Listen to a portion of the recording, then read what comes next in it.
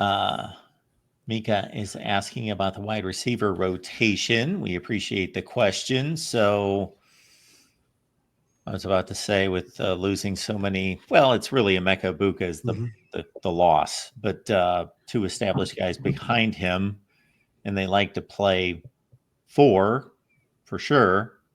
So how do we see that playing? But yeah, the line is pretty well stacked behind the top two. Yeah, I think that depends on like if a Bryson Rogers or one or more of these freshmen like Quincy Porter are ready. And if they're ready to play, then I see no reason why they wouldn't play 5 or 6. I think the top four are pretty established. And I can't tell you, is Ennis going to start or is Mylan Graham going to start? Are they going to, each start half the games, or how's that going to look? I can tell you that Tate and Smith obviously are the 1 and 2, but you've got 4 that are pretty established, and then from there, I guess we'll just have to see how it all shakes out. But Bryson Rogers, as a veteran now, or at least a guy that's been around a couple of years, is a guy that could push for just a little bit more playing time, and we'll see how that goes.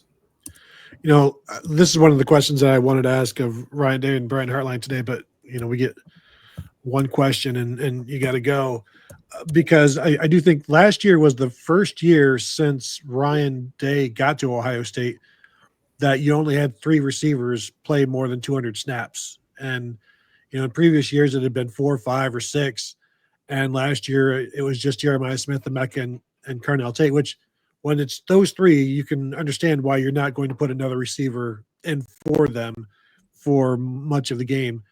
This year, however, I think you'll see more. Now, does it mean 4 or 5 or 6 like it was back in 2016, 2017, 2018? I don't think so, because back then all of the receivers are kind of the same. Like they're all, there wasn't a lot of delineation between the receivers, whereas now the older the guys get, they're NFL ready, and compared to the younger guys who are very, very good, but they're not NFL ready. And so the standard is much higher to play, whereas before maybe it wasn't as high.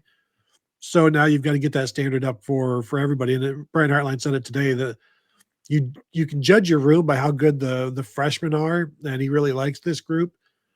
But I do think, I asked him about Brandon Ennis, and he started talking about him and Bryson Rogers.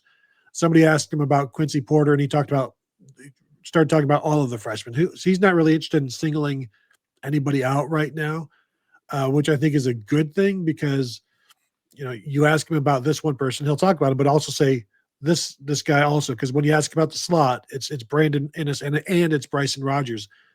And Ennis only played about 30 more snaps over the course of 16 games than Rogers did last year. So I think he's going to play.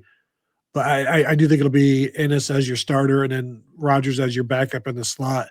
It's just, Mylan Graham continues to do good things. He'll be Carnell Tate's backup, and that's how I view it. And then that backup behind Jeremiah Smith at the X. I mean, it could be Quincy Porter as a true freshman, because that's his position. He's got the size and he's got the ability. So I don't know that they're going to play 6 guys, 200 snaps, but I do think they'll get 4 or 5 in there. So the Ennis Rogers stat you just gave surprised me, and I just checked the numbers, because obviously we saw Ennis with the ball in his hands more, 14 catches compared to 5.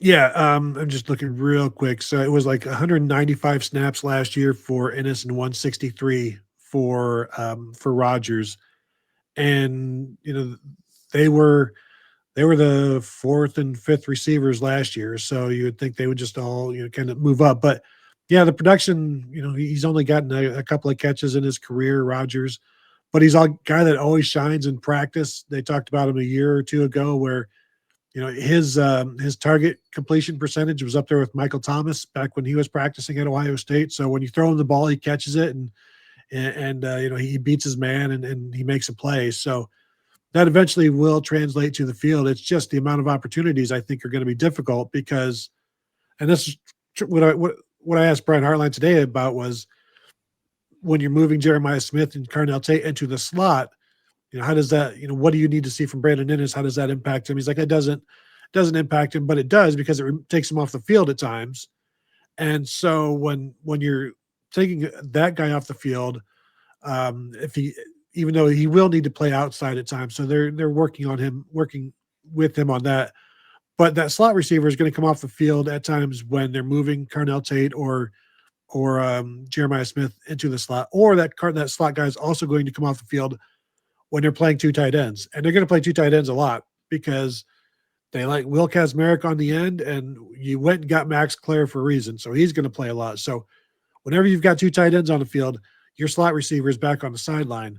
So that's going to be that limits the number of snaps for that position right out of the gate.